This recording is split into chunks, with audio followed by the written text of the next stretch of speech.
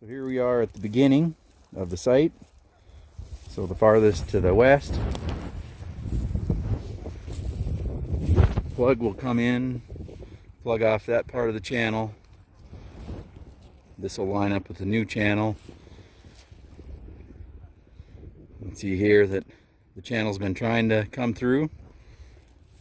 There's also an old sill that's here, which represents an old channel, a historic channel. Don't know whether it was perpendicular or horizontal with the existing configuration. That'll be the plug. There's the zero flag. Back into the junipers is where the next flag will be for the center line. I'll shut this off, go pick it up from there, and then work our way back down through the planned channel.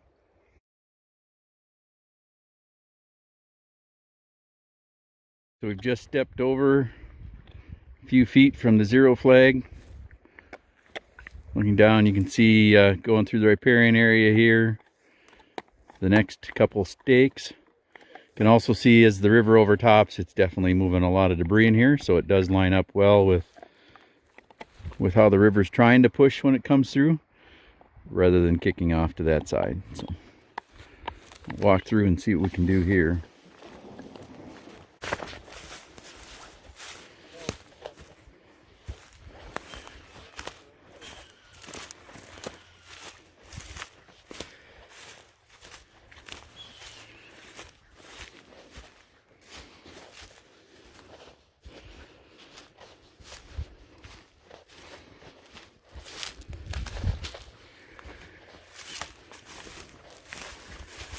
See the series of flags going through here, right next to that juniper. So the channel width here will match a reference reach. So widths will be anywhere between 60 to 80 feet with variations in depth and riffles as it comes through.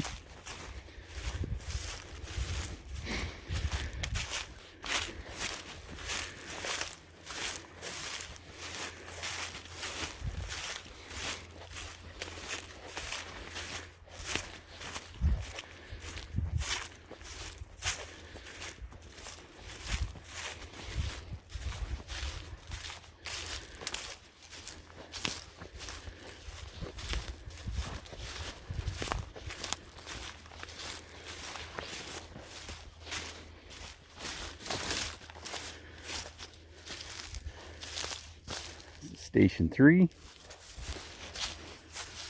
and then just looking back, see there's the smaller juniper or Roy interior coming through. That was Station 2.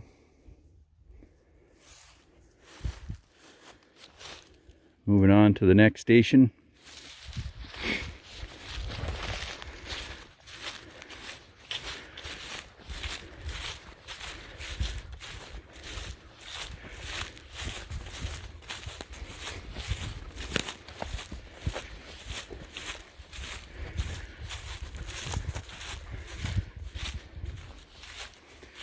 Just had to walk around those junipers.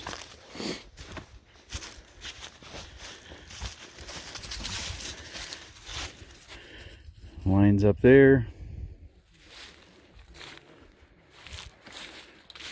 And start coming into the arc.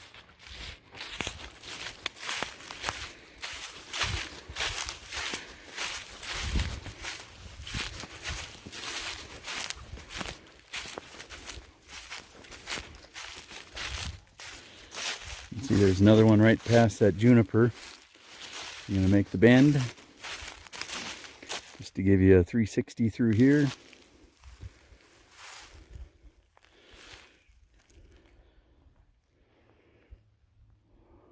Back through.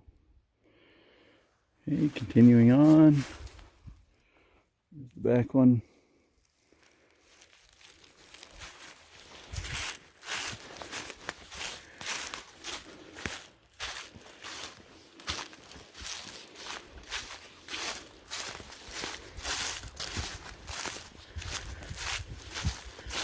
Line up, so approximately where those older willows are at will be the new west bank. East bank will be probably close to where the smaller tree is there, just past the juniper. This will be an area where there's a deeper hole that's going to be built in, so the channel will narrow where the hole is deeper and then widen as it comes out to be shallower through construction.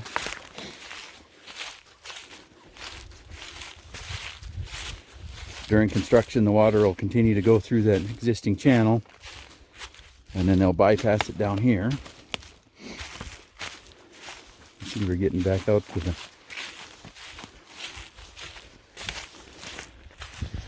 where the old channel's at.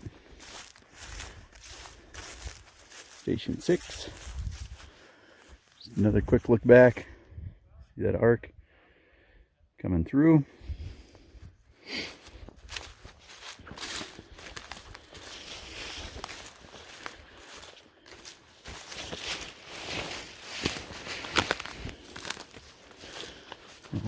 On the wide side, there's the stake right there.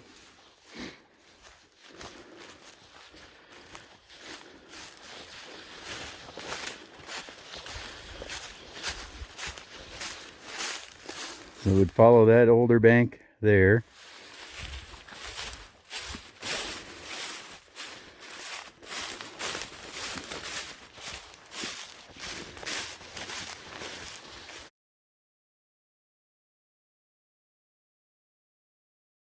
So here's the east side coming out. That would be the channel being restored back to its location. Here's within the arc. Here's, you can obviously see this was a channel here.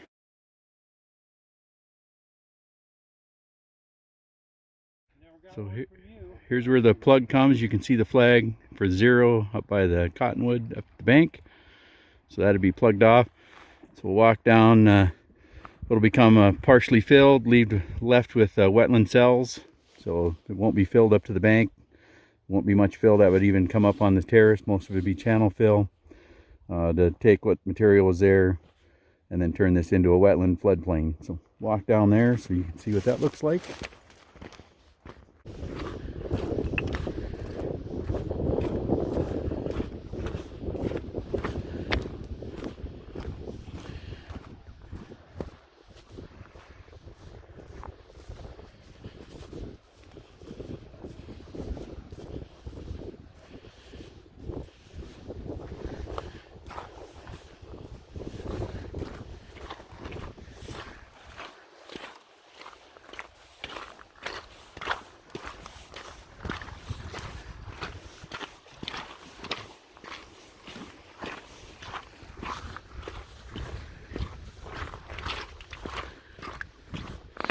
There's a wetland on the other side of this little rise post, so that's where they're getting squeezed up against for the road and access up against the property line, the wetland.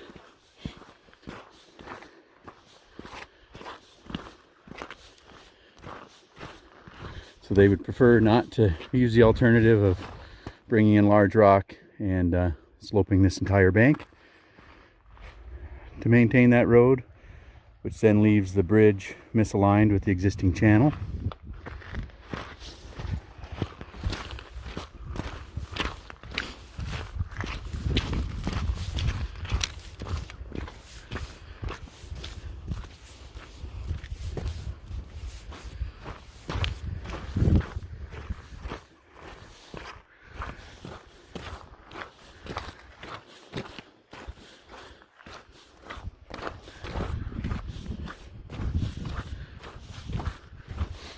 So you can see from here where there's the notch, so that would be the back bank. When they go to do the project, they're looking at widening that, letting the river continue to go around while they do all that work on the inner bench, the inner channel in the dry. And then when it's time to switch things over, they would end up plugging down here, letting the river take over the channel up in there, so in the upper portion. So that's the current plan for working in the dry as much as possible, and then after that they would have standing water in the channel. They have plans of trying to rescue fish within that once they close that off and throw those back into the river to minimize the fish loss. We have sampled this in the past with Fish, Wildlife, and Parks, so we have a good reference point for fish. I don't think that will have an overall cumulative negative impact on fish.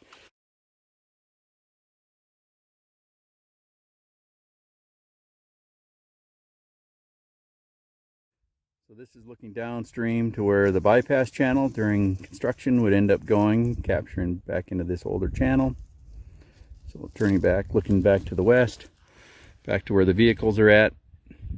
There's an old channel. It's open in there, really old, but that would be where the cutout is to match up. I'll walk up there a second.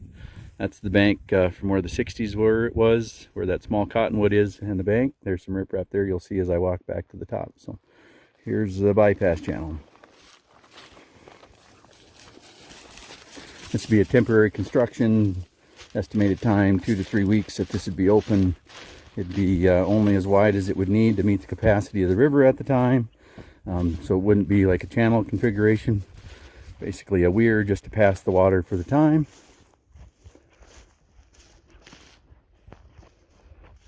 See, there's the flag for the bank. Another one there. As it curves back around. So when they go to bring in that new channel that would go up from there in, the water is going to need to come around so that they're working in the dry. Which is the need for this channel.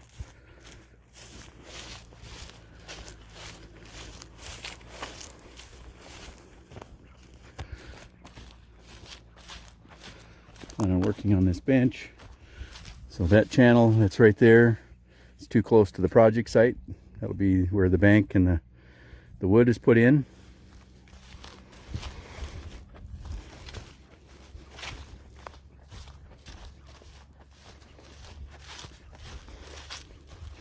So dropping down into floodplain, little inset bench. So we'll capitalize on that. Okay, we're here at the reference point where the bypass channel will start in at. Shot of the stream looking up. So this would be the channel that gets turned into a wetland floodplain complex. Reference points up there, up into the plug. See across from me in the willows is the first flag as it comes out, moving through and then lining up better for the bridge.